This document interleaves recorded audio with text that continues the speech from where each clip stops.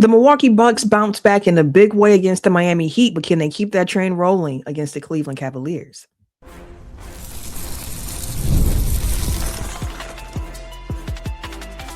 You are Locked On Bucks, your daily Milwaukee Bucks podcast, part of the Locked On Podcast Network, your team every day. What it do, y'all? Welcome to Locked On Bucks, part of the Locked On Podcast Network, #1 sports podcast network, your team every day. I'm Camille Davis, an NBA analyst with the Locked On Network and co-host of the Technical Foul podcast. Appreciate you for tuning in and making Locked On Bucks your first listen every single day. We are free and available wherever you get your podcast, as well as on YouTube. And on today's game day bonus episode of the pod, I am joined by Danny Cunningham of Locked On Cavs to break down tonight's matchup. Wednesday night's game between the Cavs and the Bucks, a big one for both teams, I think in a little bit different ways, as the Cavs look to try and climb up towards the 2 seed in the Eastern Conference. The Milwaukee Bucks are fighting to get back into the play-in picture after a really rough start without Giannis earlier this season. But Camille, one of the things that has really stuck out to me as I watched the Bucks from afar is that I think they went 3-12 in their first 15 games without Giannis this year. And during that stretch, there was a lot of noise about, could Giannis be traded? Does he want out? Who's going to trade for Giannis? And over the course of this most recent injury, which has cost him, I think at this point, around 4.5 or 5 weeks, so he should be getting closer to a return, the Bucks have actually been pretty good. Why, in your opinion, have they been able to find success with Giannis watching from the sidelines lately? Yeah, that's a great question because, as you've mentioned throughout the season, without Giannis, they have struggled a lot. And I think more than anything, there's been a few reasons. One, I do think that getting past the trade deadline and just, you don't have to worry about, hey, am I going to be on the move? Is Giannis going to be on the move? To see him double down, I believe it was Bobby Portis who said that when he saw the post of Giannis saying with the quote from Wolf of Wall Street that he's not going anywhere, that it was like a unifying moment for the team where they kind of felt like, okay, like let's go out here and do this.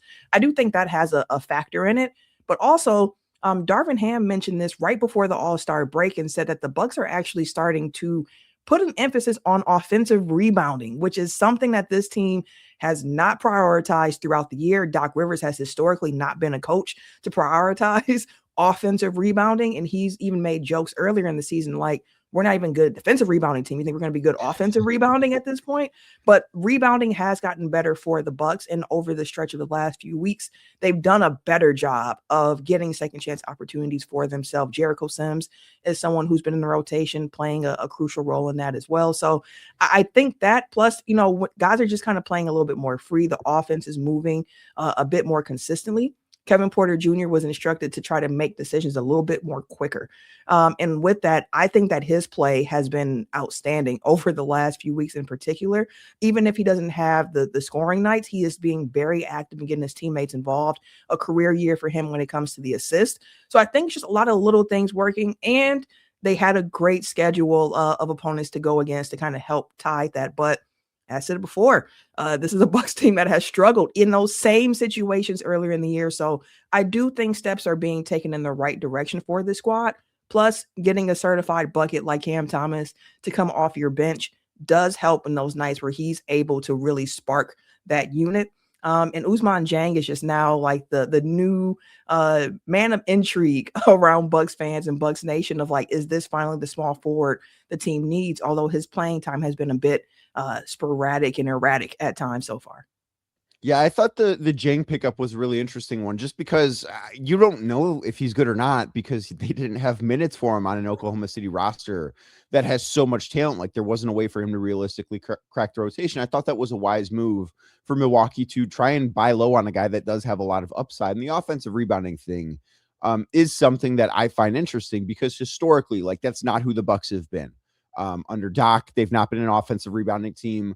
Under Mike Budenholzer, they've not been an offensive rebounding team. I don't quite remember exactly all of Jason Kidd's philosophies when he was in Milwaukee as the head coach, but like, this is not who they've been really for the past decade. So for that to be part of the turnaround in Milwaukee, I do think is a very interesting thing. And you also brought up Cam Thomas because he was the biggest name they acquired, right? And I know that was in the buyout market, but he's a name, if nothing else. And he's, I think, better than he had the opportunity all the time to show in Brooklyn.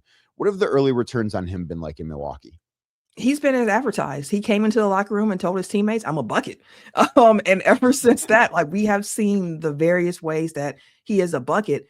I do love the way that the Bucks have been utilizing him as that scoring punch off of the bench, where he knows and understands the assignment of like, you got the green light, go out there and take those shots, try to see what you can get done. And Cam is somebody who himself, he talks a lot about how he feels like his playmaking is a bit overlooked. And I think that, and if you ask most consensus, people are like, what do you mean playmaking? Like that doesn't exist with Cam Thomas. And I think the truth lies a little bit in the middle where the playmaking is a bit better than a lot of people on the outside generally would associate with somebody who's a certified bucket, but maybe not as great as what Cam Thomas himself is saying that his playmaking is. But it's only been a handful of games. Situation does matter, but he has been someone who's come to the team, and I mean, the shot making has just been crazy. When he goes on a heater, that's one of those things where it's like we haven't seen something like this in Milwaukee in quite some time, of somebody you can just kind of put out there and you expect them to go and get the buckets, even the tough shots that look like terrible shots.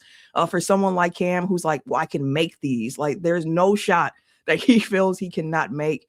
And honestly, for a Bucks team that has had problems offensively and defensively, being able to have the scoring punch of a Cam Thomas has been, I think, a real big positive. And I'm really looking forward to seeing what that looks like when Giannis does come back into the lineup, and what his role is and what that might look like. But on that same side, the Cavs have had a big acquisition too, Right. Yeah. by bringing in James Harden and getting, being done with the Garland experience. What have the early returns look like with James Harden in Cleveland so far? So it has been better than I thought it would be. Not because I didn't think that James was this awesome player, right? Like he's a top 75 player of all time. He's, I believe, in the top 10 in scoring all time. Like he's just had this incredibly accomplished career. He's won an MVP. He's been all of those things. And he's not necessarily that same exact guy anymore because he is getting up there in age.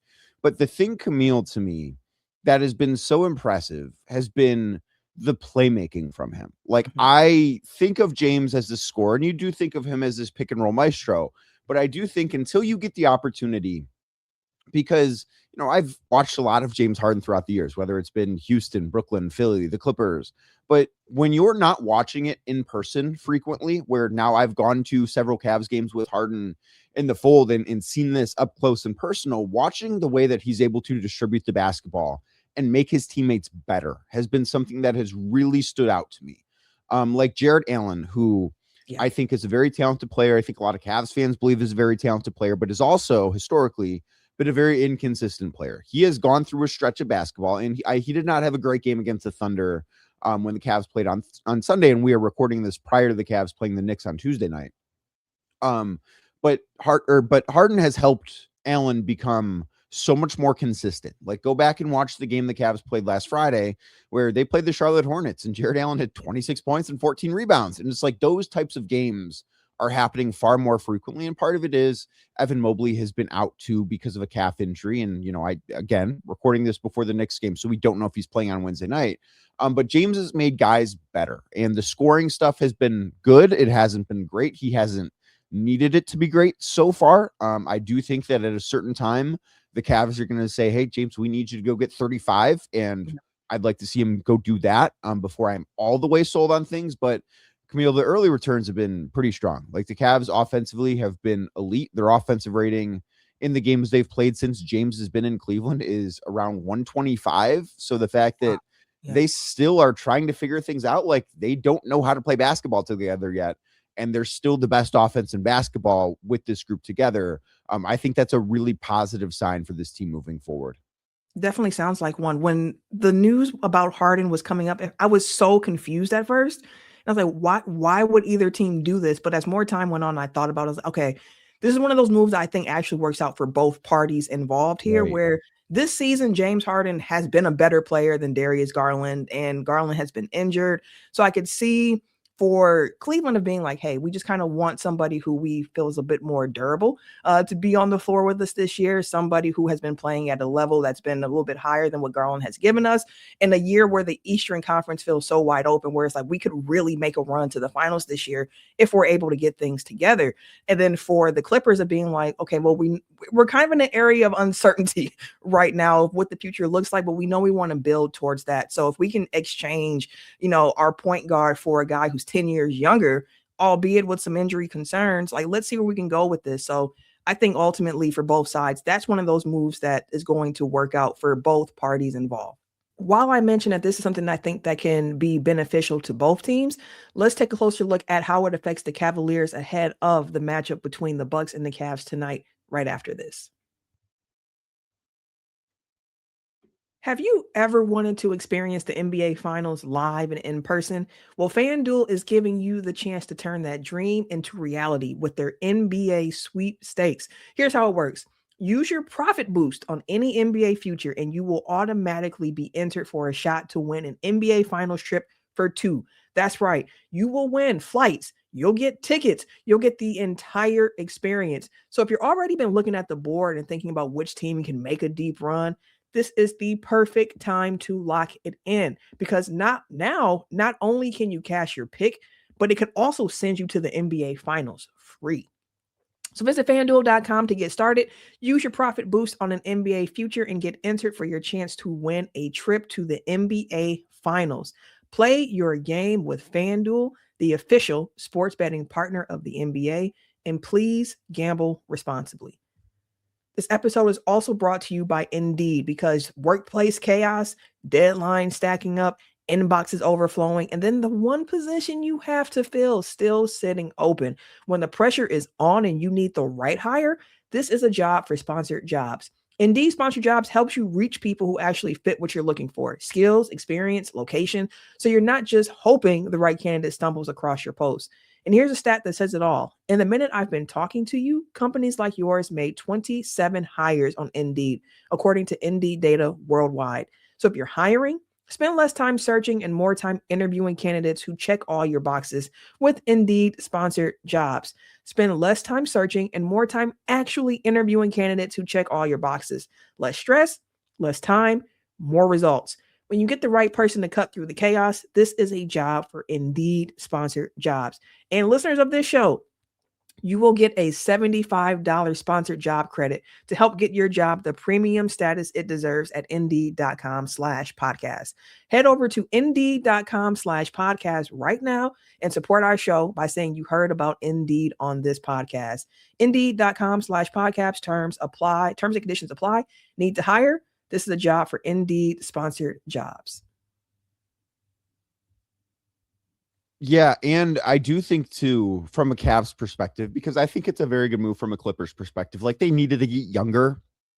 And as you mentioned, Garland's got this injury history, and who knows what he's ever going to look like again with those toe injuries. But the other thing from a Cavs perspective, Donovan Mitchell's had the best season of his career, and he's not necessarily in the MVP discussion, I think mostly because of where the Cavs are at record-wise. Like, I find it really difficult to scour all the statistics and look up and down rosters. It's hard for me to find five guys that have had a better season than Donovan Mitchell so far. It's just that he had to carry so much weight, and there was so much on his shoulders through the first 45 games of the season that the Cavs kind of needed to do this to take burden off of Donovan Mitchell, because I think everybody could see where this was going to end up, and it was going to be with Donovan doing everything he possibly could, but ultimately running out of gas again in the postseason because he didn't have enough help alongside him. So I think a lot of this is recognizing how great Donovan has been.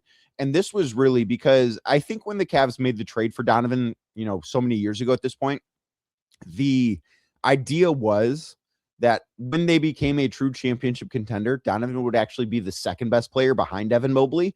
That has not happened. And I think part of that is, like, you have to give credit to Donovan. He's been a much better basketball player in Cleveland than he was in Utah. And he was really good in Utah. He was a bucket there too. Yeah. Yeah. But like, he's taken so many leaps forward to become this all NBA type guy that he just was not in Utah.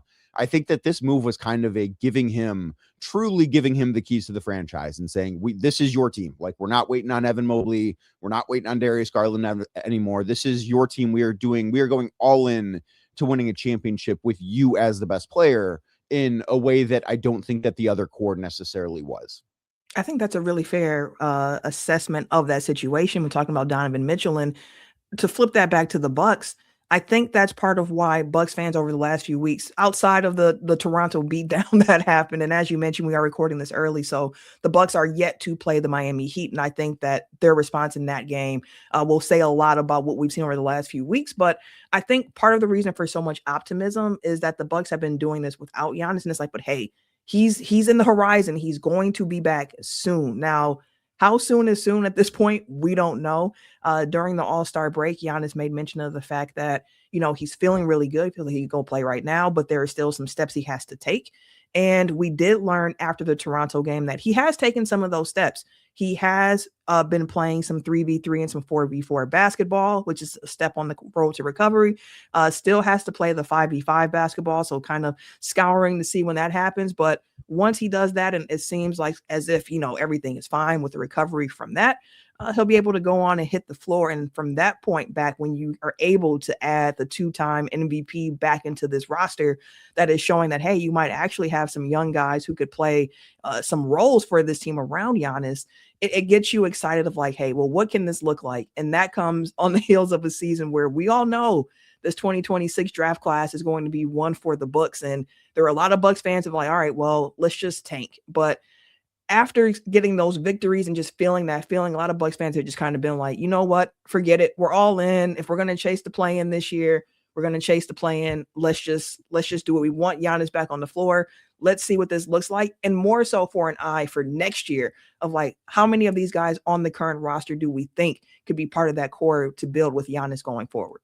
So I did want to ask you about the Giannis return, because I know there's not a firm date for it. And you alluded to him, doing 3-on-3, 4-on-4, not quite at 5-on-5 yet. So I would be, I guess at this point, very surprised if Giannis plays on Wednesday night against the Cavs. Like, I don't think that return is quite that imminent. I guess I could be wrong.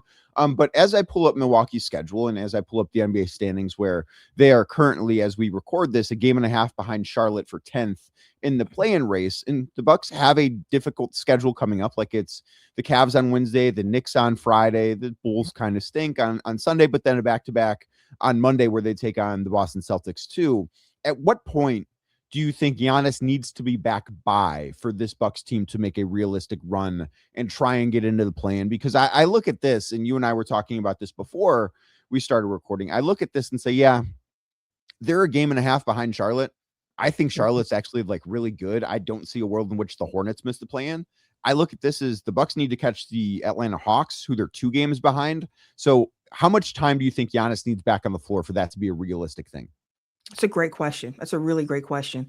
I would think it needs to start happening soon because, as you mentioned, the level of competition for this team is heating up at this point. The positive thing for the Bucks is that these games are at home, most of them. That one road game is in Chicago, which is nothing but a bus ride from Milwaukee to Chicago. You get to come back up to Milwaukee, sleep in your bed. So really, like, the Bucks, once they started this homestand on the 22nd of February against Toronto, really don't hit the road until March 12th when they're back in Miami. So for me, I think that if you can get Giannis back within the next week or so, ideally before that Atlanta Hawks game on the 4th, because for the Bucks in this play-in chase, a positive for them is that they do play Atlanta 2 more times. They do see Orlando, a team I don't think they probably will catch, but it's important to try to get those games against those teams that are above you in the standings. They have Miami 2 times. Well, as of people hearing this, there'll be 1 more game left against Miami. So if the Bucks don't win on tonight, Tuesday, against Miami, they've already lost that season series. So it's a very important game for them Tuesday night in Milwaukee. Then you play Atlanta again on the 14th. So if they can have Giannis back before you play that game against Atlanta on the 4th, I think that'll bode well for them going forward, because then too, after the Atlanta game, you have Utah, Orlando, Phoenix, Miami, Atlanta, Indiana, before you see Cleveland again mid-March. So I think if Giannis can come back within that window, it'll bode well for the Bucks and their chances going forward, because this team will also have to reestablish a different chemistry when Giannis does re-enter the lineup. the roles of some of the guards of being so ball dominant will have to change, and guys have to kind of fit around him in his game a little bit more. So you mentioned earlier the trade deadline passing being something that helped this group, not because, I mean, they did get better, like acquiring guys, but because it like took pressure off the team, or maybe some tension was gone. Do you think that this summer we're going to continue to have realistic conversations about Giannis being moved? Like, or do you think that this is said and done at this point? There will absolutely be conversations this summer. When Giannis did the social media posting with the Wolf of Wall Street and the Bucks were, reposting, and they kind of taking their little victory lap to a certain degree, I said that my personal victory lap on Giannis staying in Milwaukee will not happen until pen hits paper for a contract extension. And that can't happen until October. So you're going to go through a whole summer of speculation still. And hopefully with the posts that we've seen from Giannis, that him and the Bucks can kind of quell some of that conversation by what they're saying publicly as well. But honestly, I think it's still going to be a lot of noise this summer. And then things won't cool down until we get to October, which that's when the weather actually starts to cool down too. So I think that's what's in the forecast for the Bucks. Yeah, that is a long time from now, and a lot can change between now and then. And I want to ask you this about Milwaukee before we get out of here.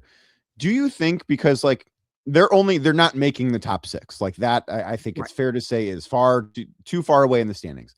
Do you think that they have enough when they are fully healthy to scare Detroit? Or I guess it would be Detroit. Like, it's probably unlikely they get up to 7 or 8. Like, do you think they could scare Detroit in a series?